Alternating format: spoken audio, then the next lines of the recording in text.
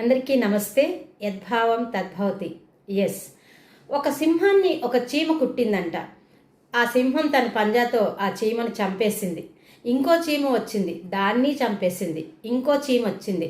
ఇలా వరుసగా చీమలు వస్తున్నాయి, సింహం చంపేస్తుంది.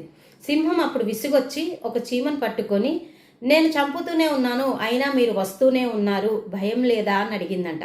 అప్పుడు చీమ పెద్దగా నవ్వి, పిచ్చి సింహరాజా, చీమ భయపడ్డం ఎప్పుడైనా చూసావా అన్నదంట. ఎస్, 100%. ఈ ప్రపంచంలో భయం లేనివి రెండే రెండు, సింహం, చీమ. ఎస్, సింహం ఎప్పుడు చివరి వరకు వేటాడి వేటాడి చంపుతుంది, మరి చీమ చివరి వరకు కుట్టి కుట్టి చస్తుంది. ఒక నాయకుడు కూడా ఎప్పుడూ కూడా చివరి నిమిషం వరకు పోరాడుతూనే ఉండాలి, ఒక సింహంలాగా గెలుస్తూ ఉండాలి.